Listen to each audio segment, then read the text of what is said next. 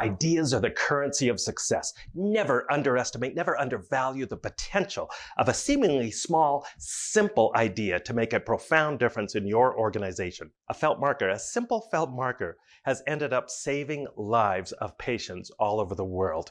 Dr. Rob Hackett, you see, an anesthetist from Great Britain, showed up at the operating room one day with his surgical cap on. Probably a good practice to do that, but there was something a little different about Rob today. He had written with a felt marker, a simple felt marker, not exactly an expensive or high-tech solution. He had written his name and his job title on the cap. So it said Rob Anesthetist.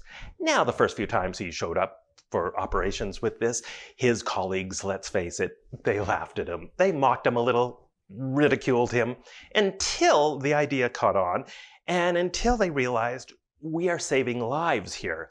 You see, seconds in an operation can be the difference between life and death. And it was cutting down on miscommunication, misidentifying roles and names. Name recall went up from 42% to 85%.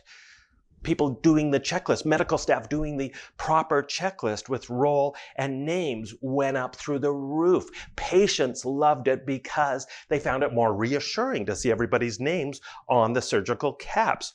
And it was more environmentally friendly. Because medical staff started reusing their own surgical caps, it ended up saving thousands of dollars.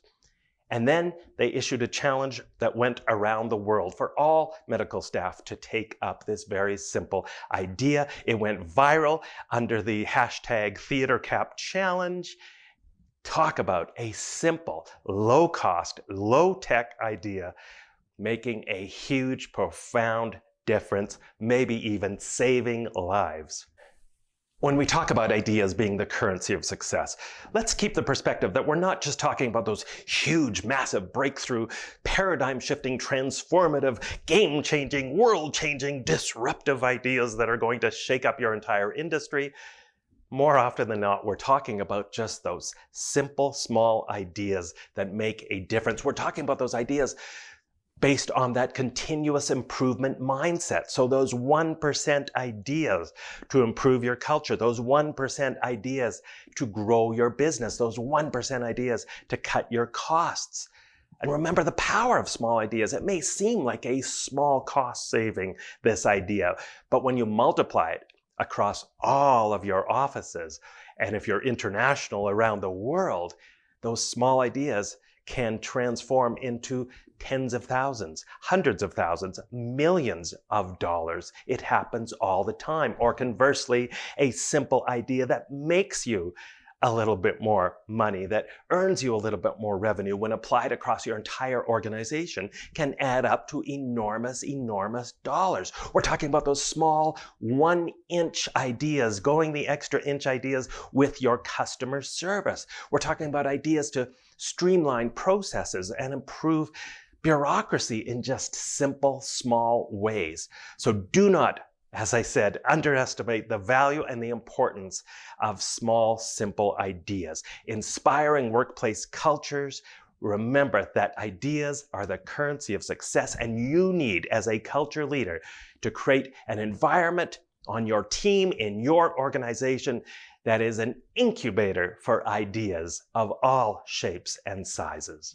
So here are 6 reasons why you, as a culture leader, why your organization needs to be intentional about building an environment that is conducive to creativity, that promotes innovation in your organization. Number 1, I'm going to say it again, ideas are the currency of success. You need them to survive. You simply cannot grow your business or manage the day-to-day challenges and problems that you confront unless you have a steady stream of ideas. We all need ideas at an individual level, at a team level, at an organization level. They are the currency of success. And another reason not to discount the importance of small ideas is keep this perspective in mind. It's easier for one of your main competitors to copy those big breakthrough ideas that you may take on in your business. They can just adapt that idea, steal that idea outright, and implement it in their culture, in their business. But it's a lot harder to replicate a whole whack of small ideas that are making a difference in your customer service, small ideas that are giving you that competitive edge. Number 3, creativity is becoming a more and more sought after skill, a sought after characteristic of employees when organizations are looking to hire or promote employees. So you should develop at an individual level, and your team should develop their creativity skills. And by the way, all the research shows that you aren't just born creative. You don't just have it or not have it. You can learn to be more creative. You can grow that muscle of creativity, which is why it's important to provide training on creativity to your team, to your employees, to your entire organization. But organizations are looking like never before to hire with creativity in mind. In fact, a massive survey of 1,500 CEOs from 60 different countries and 33 different industries found that the top trait CEOs said they wanted in their employees was creativity. It outranked management skills, discipline, and even integrity. They wanted creativity above anything else from their employees.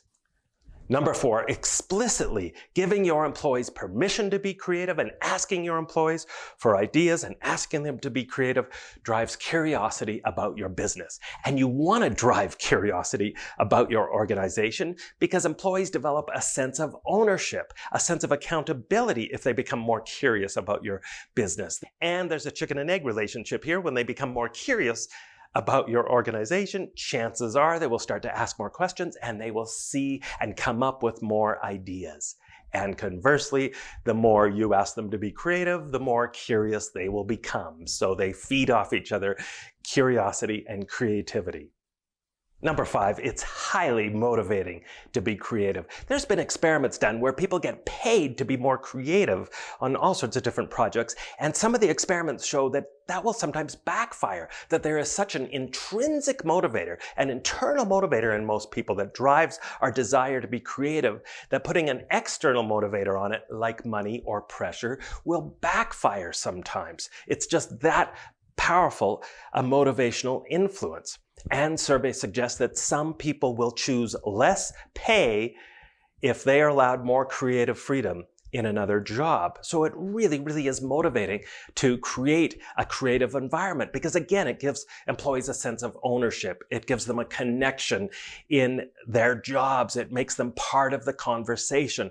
And there's a chicken and egg relationship here yet again, because we know that employees who work in a positive work environment tend to be more creative. All the research shows that. But as well, when people are more creative at their jobs, that helps contribute to that more positive, open work environment that drives success. And the 6th and final reason to take this topic seriously is because it is fun. I'm going to talk about the relationship between humor and creativity, how ha plus ha equals aha. But we have to remember the reverse is also true. As Dr. Joel Goodman once said, humor and creativity are like kissing cousins of each other. So if you want to have more fun at work, we have to remember that ha ha also equals ha plus ha. The reverse equation is also true. And here, by the way, is why you need to be, as a culture leader, intentional about ideas in your workplace. I've surveyed audiences all over the world for 20 years. I've done online surveys, and all the surveys I've read that ask this question tend to come up with the same results. And the question is just simply this: where are you? What are you doing when you come up with those light bulb moments? The top 5 answers in all of my surveys tend to be these 5. Driving, exercising, in the shower, in bed, either asleep or just lying in bed, and in the washroom. Now, you may have noticed something rather important missing from the list. What never seems to show up on the list is work. Evidently, work is where ideas go to die. So you, as a culture leader, need to be intentional about this if you want to create a culture that is conducive to ideas, a culture that allows ideas to grow and thrive and be part of your culture. So in this module coming up, in the videos coming up, we're going to look at some of the things that block, that get in the way of creativity at work. Then we're going to talk about the importance of creating a culture of questioning, how questions drive the creative process. Then we're going to look at some things that you can do, best practices to get more ideas and better ideas from your employees, how to create a psychologically safe space for ideas, because that is absolutely critical. And then we're going to talk about some ways to turn those ideas into action.